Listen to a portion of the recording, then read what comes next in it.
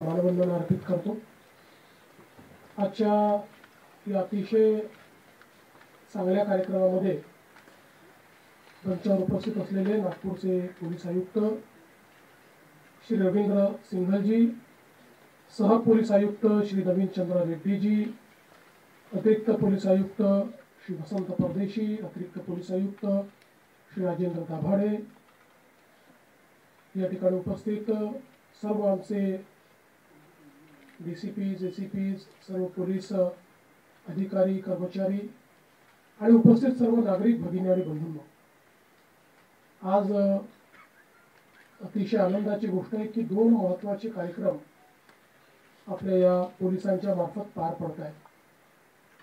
पहिला गरुड दृष्टी ही जी एक ॲप किंवा व्यवस्था या ठिकाणी पोलिसांनी तयार केली आहे, नुकतंच त्याचं सादरीकरण श्री लोहित मतानी यांनी आमच्यासमोर केलेलं आहे। आणि विशेषतः आज आपल्याला माहिती आहे की सोशल मीडिया हा जसा अभिव्यक्तीचं साधन झालं आहे, तसंच तो मोठ्या प्रमाणात हेट पसरवण्याकरता, द्वेष पसरवण्याकरता, अनेक गुन्ह्यांमध्ये गुन्हेगारी करण्याकरता किंवा काही प्रमाणात अंमली पदार्थांची मार्केट प्लेस म्हणून देखील आज त्याचा उपयोग होताना आपल्याला पाहायला मिळतो। आणि म्हणून ही सगळी जी स्पेस आहे एक प्रकारे अनरेग्युलेटेड आहे, कारण याचे मॅक्सिमम ऑपरेटर्स हे परदेशी आहेत, त्यांचे सर्व्हर्स परदेशात आहेत आणि सोशल प्लॅटफॉर्म असल्यामुळे त्याच्यावर फार कंट्रोल ठेवता येईल अशा प्रकारची त्या ठिकाणी व्यवस्था देखील नाही आहे। अशा परिस्थितीमध्ये ज्यावेळी घटना घडते, दुर्घटना घडते, दंगल घडते, अफवा रोखायच्या कशा? आपण बघितलंय की अनेक ठिकाणी तर केवळ अफवांमुळे कायदा आणि सुव्यवस्थेची परिस्थिती निर्माण झाली आहे। आणि म्हणून या सगळ्या गोष्टी कंट्रोलमध्ये ठेवण्याकरता आणि अशा प्रकारे दुरुपयोग होत असेल तर तो दुरुपयोग सोशल मीडियातनं नेमका हुडकून काढून संबंधितांवर कारवाई कशी करता येईल याकरता गरुड दृष्टी एक अतिशय चांगलं टूल नागपूर पोलिसांनी तयार केलेला आहे, ज्यातनं या टूलचा उपयोग करत मागच्या काळामध्ये अनेक भारत विरोधी पोस्ट असतील, हेट फैलवणाऱ्या पोस्ट असतील, जातीय तणाव निर्माण करणाऱ्या पोस्ट असतील किंवा अंमली पदार्थांच्या विक्रीच्या संदर्भातल्या चर्चा असतील, चॅटर्स असतील, अशा सगळ्या गोष्टी पकडण्याचं काम हे पोलिसांनी केलेलं आहे। आणि म्हणूनच आज हा ऑफिशियली या ठिकाणी रोल आउट होतोय आणि भविष्यामध्ये इतरही युनिट्सला गरुड दृष्टी हा टूल पाठवण्यात येईल, ज्याचा उपयोग करून राज्यामध्ये कायदा आणि सुव्यवस्था राखण्याच्या दृष्टीनं एक महत्त्वाचं पाऊल आपल्याला उचलता येईल। आज दुसरा महत्त्वाचा कार्यक्रम आपण या ठिकाणी जो करतोय तो विशेषतः विविध सायबर फ्रॉड्समध्ये लोकांच्या ज्या रकमा गेल्या त्या रकमा त्यांना परत करण्याचा कार्यक्रम आहे। हा मला असं वाटतं अतिशय महत्त्वाचा कार्यक्रम आहे की अनेक वेळा नागरिकांना असं वाटतं की आपली गेलेली रक्कम किंवा मुद्देमाल हा परत मिळणारच नाही, पण पोलिसांनी वेळेत हस्तक्षेप करून त्या ठिकाणी हे सगळे फ्रॉड थांबवण्याचा प्रयत्न केलाय।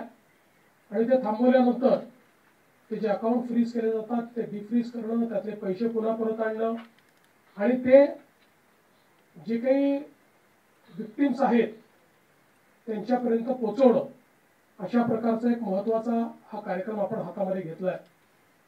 आज आपल्याला माहिती आहे की खूप मोठ्या प्रमाणात सायबर फ्रॉड्स होत आहेत। एकीकडे राज्य सरकार, केंद्र सरकार सर्व प्रकारच्या माध्यमांचा उपयोग करून सायबर फ्रॉडच्या विरोधात जनजागृती उभी करते आहे, पण दुसरीकडे सायबर फ्रॉड करणारे किंवा ऑनलाईन फ्रॉड करणारे नवनवीन युक्त्या त्या ठिकाणी शोधून काढतात.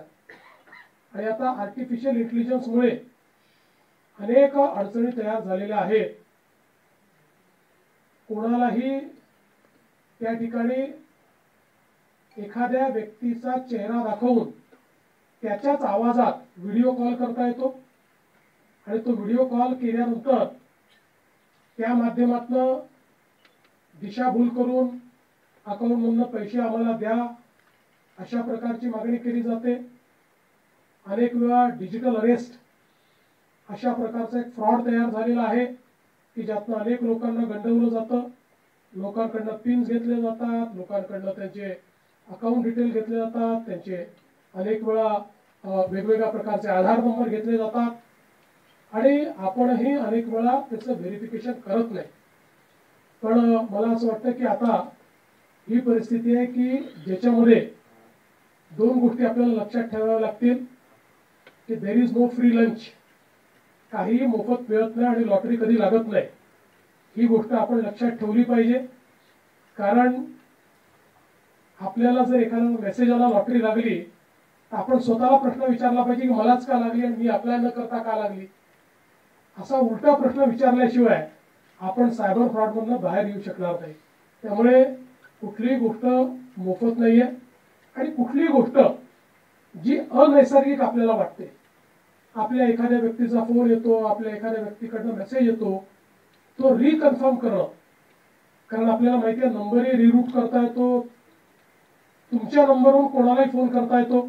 आता मध्यंतरी आपल्या माहितीकरता मी सांगतो की एक व्हिडिओ प्रसारित झाला आणि तो व्हिडिओ काय आहे तर मी एका ठिकाणी जे भाषण करत होतो ती पूर्ण इमेज घेतली, एआयने माझाच आवाज तयार केला आणि एका कुठल्या डॉक्टरने कुठलं तरी औषध तयार केलंय, ते औषध किती चांगलं आहे हे माझ्या भाषणामध्ये मी सांगतोय, अशा प्रकारचा तो व्हिडिओ प्रसारित केला. तात्काळ आम्ही तो टेकडाऊन केला, त्याच्यावर ऍक्शन घेतली. याच्यामध्ये पकडणं सोपं आहे, हे काही कठीण नाहीये. योग्य वेळेत जर माहिती मिळाली तर हे फ्रॉड्स आपल्याला सगळे त्या ठिकाणी थांबवता येतात. आज केंद्र सरकारने 1930 आणि राज्य सरकारने 1945 असे दोन नंबर दिले आहेत.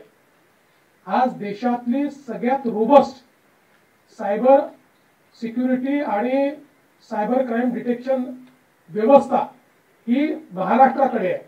जगातले सगळ्यात बेस्ट सगळे टूल्स, सगळे लायसन्स सॉफ्टवेअर्स हे आपल्याकडे आहेत. आज आपण जी व्यवस्था उभी केली आहे, अनेक राज्यांनी आता आपल्याला विनंती केली आहे, काही देशांनी देखील येऊन आपली सायबर लॅब बघितलेली आहे आणि आम्हालाही असं तयार करायचं आहे अशा प्रकारे आपल्याच कॉर्पोरेशनला विनंती केली आहे. आणि म्हणून मला असं वाटतं की याचं जास्तीत जास्त याची पब्लिसिटी करून, जसं एखाद्या ऍक्सिडेंटमध्ये गोल्डन आवर मध्ये जर एखाद्या व्यक्तीला सेवा शुश्रूषा मिळाली तर त्याचा जीव वाचतो, तसाच सायबर फ्रॉड मध्येही गोल्डन आवर असतो की ज्या गोल्डन आवर मध्ये जर याची माहिती 1930 किंवा 1945 वर गेली तर अतिशय तात्काळ इंटरव्हेन्शन करून सगळे त्या ठिकाणी अकाउंट फ्रीज करता येतात आणि या सगळ्या गोष्टी आपल्याला थांबवता येतात.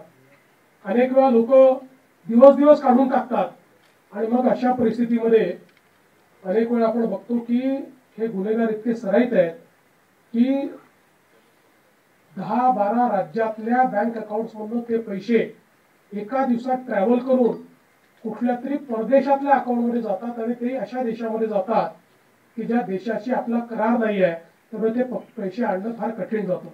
म्हणून वेळेत या संदर्भातली माहिती देणं हे अत्यंत महत्वाचं आहे. मला असं वाटतं की हे जर आपण केलं तर अत्यंत चांगल्या पद्धतीनं या सायबर फ्रॉड्सला आपण त्या ठिकाणी डिसायफर करू शकू आणि त्याच्यावर आपण काम करू शकू.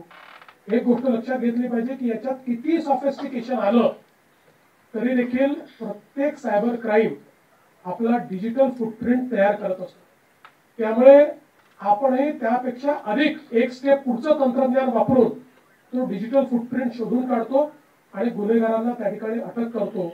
म्हणून माझी आपल्या मार्फत सर्व नागरिकांना विनंती आहे की सायबर क्राईमच्या संदर्भात, सायबर फ्रॉडच्या संदर्भात, फायनान्शियल फ्रॉडच्या संदर्भात, ऑनलाईन फ्रॉडच्या संदर्भात, लॉटरीजच्या संदर्भात खूप सजग राहिलं पाहिजे. आणि कधी चुकून फसवणूक झाली तर जेवढ्या अति तात्काळ 1930 किंवा 1945 वर आपण कॉल करू तेवढ्या तात्काळ आपले पैसे या ठिकाणी परत मिळतील.